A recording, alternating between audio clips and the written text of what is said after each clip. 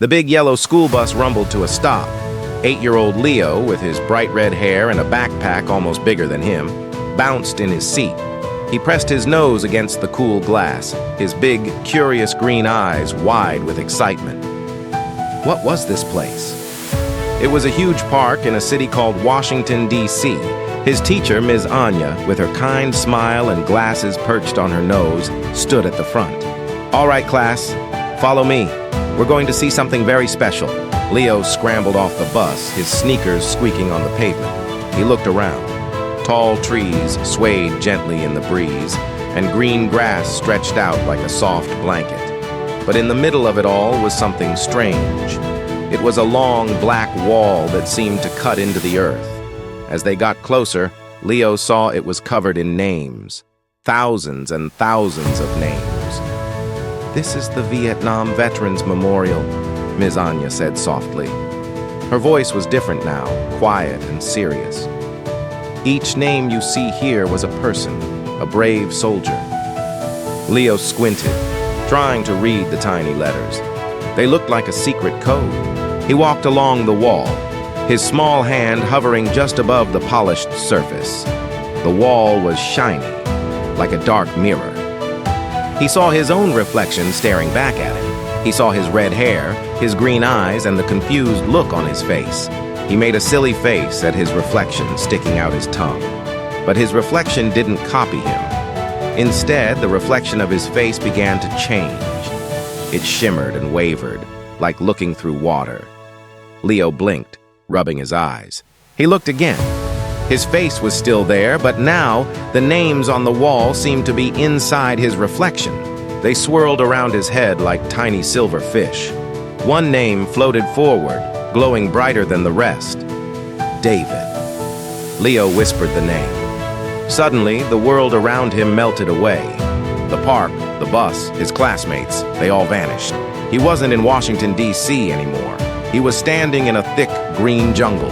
Huge leaves dripped with water, and strange bird calls echoed through the humid air. Leo felt a drop of sweat trickle down his forehead. He was scared. Where was he? A young man in a green uniform and helmet appeared from behind a giant tree. He had a friendly smile and eyes as green as Leo's. "Don't be afraid," the soldier said. His voice was warm. "My name is David." Leo stared. You're the name from the wall." David nodded, his smile gentle. "That's me. I just wanted to show you something." David gestured for Leo to follow. They walked through the jungle together. David pointed out a brightly colored butterfly resting on a flower.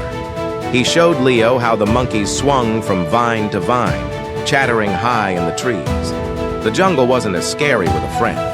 "This place was my post," David explained, looking around. "It was hard sometimes. I missed my family. I missed playing baseball in my backyard and my mom's apple pie." He paused, looking at a small framed photo he pulled from his pocket. It showed a woman and a little girl, both smiling. "My wife and my daughter." Leo looked at the picture, then back at David. "Why did you have to be here?" Leo asked, his voice small. "To help people," David said simply. "To make sure kids like you could be safe, play in parks, and go on school trips." He looked directly at Leo. "It was important." Suddenly, a loud noise echoed through the jungle. The ground shook. David's expression changed. His smile disappeared. He looked serious, alert. "You need to go back now, Leo," he said urgently. "But don't forget me. Don't forget us." "Wait!" Leo cried out. "What's happening?" But David was already turning away. His image started to fade, becoming see-through, just like Leo's reflection on the wall. The vibrant jungle colors swirled and blurred. The sounds of the monkeys and birds were replaced by a gentle hum. Leo felt a dizzying sensation, like spinning on a merry-go-round too fast. Then everything snapped back into focus. He was standing in front of the black wall again. The sun was warm on his face. His classmates were chattering nearby, their voices a familiar comfort. Ms. Anya was walking toward him, a concerned look on her face. "Leo, are you all right?" You were just standing here, staring." Leo looked at his reflection in the wall. It was just him again. His red hair, his green eyes, and a single tear rolling down his cheek. He looked at the wall, at the thousands of names. They weren't just a secret code anymore. He found the name he was looking for, David. He reached out his small hand and gently touched the engraved letters. They were cool against his fingertips. He wasn't just touching a name. He was touching a story, a memory. Leo stood there for a long time, his hand on the name. He thought about the jungle, the friendly soldier, and the picture of his family. He understood now. The wall wasn't just a wall, it was a promise to remember David and all the others. He imagined each name had a story, just like David's. Stories of bravery, of missing home, of helping others. He imagined thousands of young men in green uniforms, all with families they loved. A boy with a baseball, a dad with a picture in his pocket, a son who loved his mom's apple pie. Each name was a person who was loved and who is missed. Ms. Anya came and stood beside him. She didn't say anything. She just put a comforting hand on his shoulder. She saw the look on Leo's face and she understood. He wasn't confused anymore. His eyes were filled with a new kind of quiet respect. He was no longer a little boy making silly faces at a shiny wall. He was a keeper of a story. He was remembering. "They're not gone, are they?" Leo whispered, his eyes still fixed on the name. "As long as we remember them." Ms. Anya smiled, a real warm smile. "No, Leo," she said softly. "They're not gone. They live on right here." She gently tapped her heart. "And in everyone who comes here to remember them, they live on in you." Leo looked from the wall to his teacher. He finally got it. The wall wasn't a sad place. It was a place of honor. It was a way for their stories to be told again and again to kids just like him. It was a way to keep their spirits alive. The soldier, David, had asked him not to forget, and Leo knew he never would. He had a story to keep safe now. As they walked back toward the big yellow bus, Leo kept looking back at the long black wall. It didn't look like a cut in the earth anymore. It looked like a quiet, strong embrace, holding all those names, all those stories, safely forever. The sun glinted off the polished stone, and for a moment, Leo thought he saw a flash of green, like a jungle leaf, and the faint image of a friendly, smiling face waving goodbye. He smiled back. He had a promise to keep, the promise of remembrance. He would carry David's story with him. The bus ride home was different. Leo didn't bounce in his seat or press his nose against the glass. He sat quietly, looking out the window, but he wasn't just seeing the streets go by. He was seeing a green jungle, a brave soldier, and a wall of names that he now understood.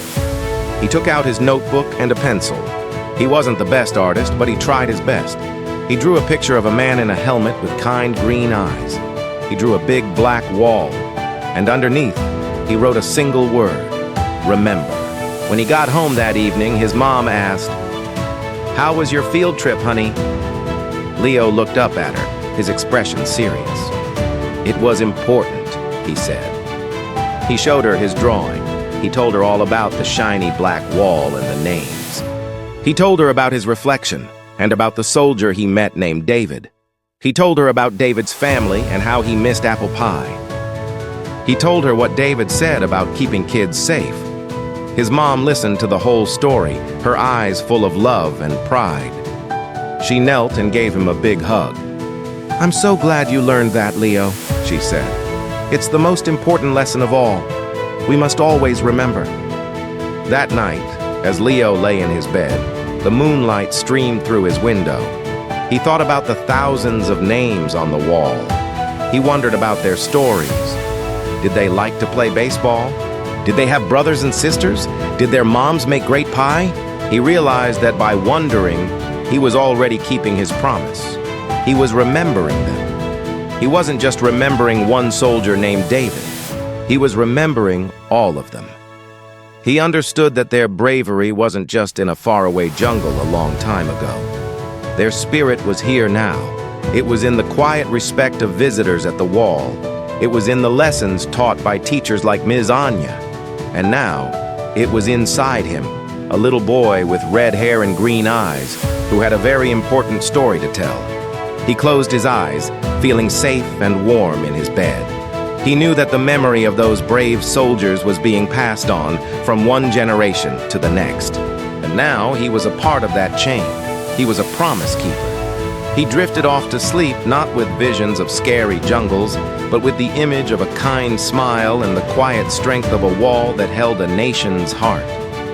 Years passed. Leo grew taller.